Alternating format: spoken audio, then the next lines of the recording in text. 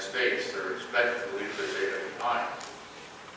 That's often not done, but when ORI has an investigation, once the respondent is moved to another institution, and we go back to where they got their PhD or something, and they say, well, we don't have anything, and then you can't do an investigation. But the idea at NIH is that if you have a grant, then for the period of time of the grant, plus 3 years, the data should be retained by the institution, which really means the professor, if the professor leaves, he or she is expected to leave the data behind, but can take copies of the data with them. So it's not designed to prevent people from using the data after they leave. It's just that the data should be retained by the institution. That's NIH policy. That's all that we don't have the data. ORI does not have guidance on it. Okay, I think we should stop it here, and we can take 15 minutes break so that we come back with 3:05.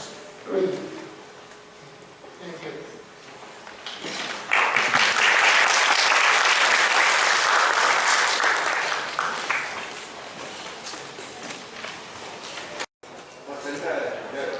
Okay, please continue.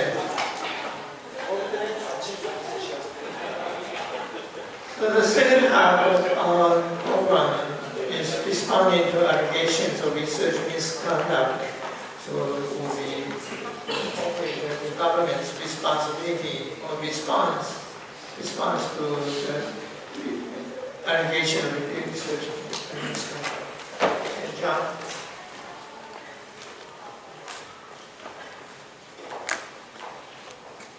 Thank you, Dr. Lee.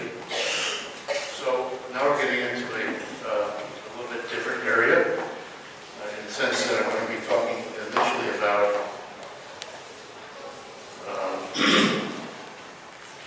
an overview of how ORI and institutions carry out their handling of allegations kind of in a procedural way. And then I'm going to provide, if I have time, 5 case examples where I provide a little bit of details about some cases that ORI has had in which there are some features that are of particular interest, various kinds of interesting features.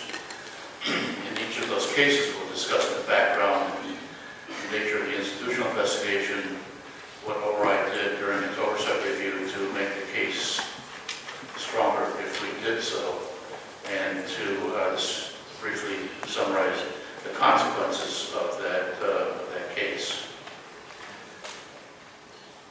So, this is just to reiterate, we have 2 divisions at ORI, which, to help clarify an important question which I just tried to answer. NIH used to have our original office as part of NIH. NIH is part of one of the largest agencies in the federal government. It's called Health and Human Services, which includes NIH, Centers for Disease Control and Prevention, the FDA, and a number of other large organizations like CMS. HHS handles Medicare and Medicaid reimbursements. It is famously responsible for the introduction of the software to register for Obamacare, et cetera, et cetera. And in the structure of HHS, one of the assistant secretaries for HHS is the assistant secretary for health, and we work out of, we are part of the office of the assistant secretary for health. So we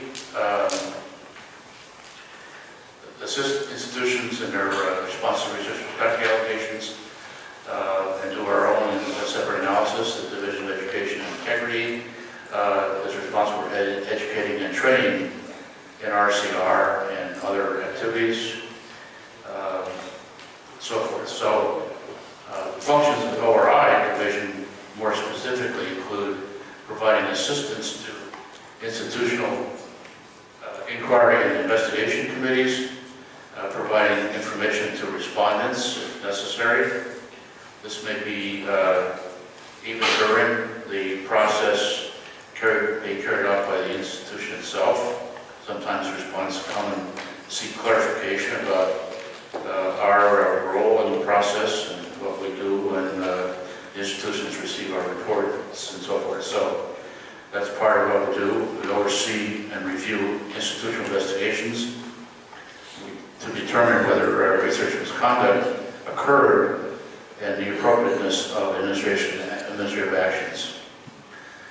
And we also respond to retaliation complaints. There are situations that occur with some regularity where a complainant feels that he or she is being treated unfairly as a result of making an allegation of research misconduct. And we have the capability of asking the institution to review those concerns about possible retaliation. And if those concerns turn out to be real, they must address them. So the quick overview of how the institution carries out its process, which leads to ORI's oversight review, is the following model. The allegation is received any number of ways. Often it comes to the institution's research integrity officer from some witness of an improper act in the same laboratory or in a nearby laboratory. It may come through a lot of institutions now have the capability of responding to their website to make allegations. A lot of them come from ORI. If we receive an allegation that we think is credible, we'll send it on to the institution for further review.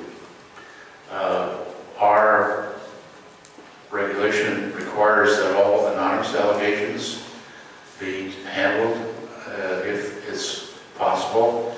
However, the allegation has to be specific enough to warrant further analysis, because many allegations are very non-specific. We often get something that will say Dr. X falsified everything in his grant applications for the last 10 years. Well, that doesn't give you much of a starting point for figuring out what might be false or fabricated. So we seek additional clarification if the allegation is not anonymous, but if it is, and we don't have any email address to respond to, we can't go any further with that. So the allegation is ultimately, hopefully fairly quickly, transmitted to the institution's research integrity officer, who then works with senior officials at the institution who agree or disagree that an inquiry is warranted. And if it is, then the inquiry committee, typically of 3 members, although it doesn't have to be, will review the allegations and if necessary, interview witnesses and review evidence. It doesn't have to be a complete review of all the evidence. All they need to have is sufficient evidence of possible research misconduct in a limited number of issues. If multiple issues were identified, not all of them have to be reviewed at the inquiry level. All you have to do is be able to say there's a sufficient basis for moving to an investigation.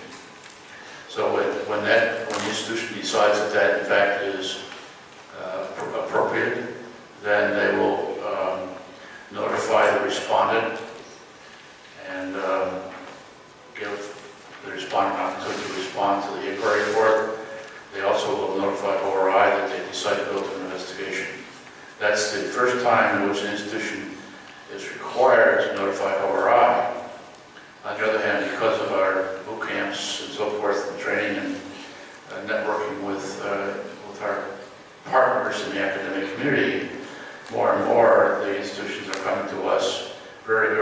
time to discuss allegations and the issues that come up during their inquiry process. So we're familiar with a lot of cases from the very beginning. The investigation committees are made up of 5 members. Typically, they can be more or less, but it's always a good idea to have an odd number. In case you want to vote on whether there's misconduct or not, you don't want to have a tie vote. So when that process is completed, the institution's deciding official will decide whether to agree with or disagree with all or some of the recommended findings by the investigation committee, and that will then, with the report and the evidence, send to ORI for its oversight review. So the institution or committee, to be a little bit more specific, will review do an adequate enough review to determine if an investigation is warranted. If the answer is yes, then it notifies ORI and provides a copy of the inquiry report. However, a little side note here is that if there are what appear to be credible allegations of misconduct, and it's decided by the institution that an investigation is not warranted, not called for, then their process should be much more complete. They should review all the allegations and make sure they have a sufficiently robust explanation as to why there's no justification to move forward to an investigation. Because if they don't do that, we'll make them do it later. So then, to go back to the slide, the respondent has to be given an opportunity to respond, and his or her response is then included in the report to ORI. So the investigation itself is conducted by at least several experts in the area, the scientific area of the research, and that can be complex these days, as I've already alluded to, in that many papers now being contributed to by in a multidisciplinary way, so that the investigation committee has to mirror the expertise of the publications. If it's unable to do so, if it's a small institution or it's a very exotic area of scientific discipline, it may be necessary to bring in outside experts from a different university, or even if you've got a competent investigation committee for all but a very small amount of the subject matter at issue, it may be more appropriate to bring on a ad hoc advisor who can advise the committee in that particular area that they lack the expertise on, without having to invoke another full-fledged committee member. That might be a non-voting member, for example, somebody who's applied a written report on a particular technique.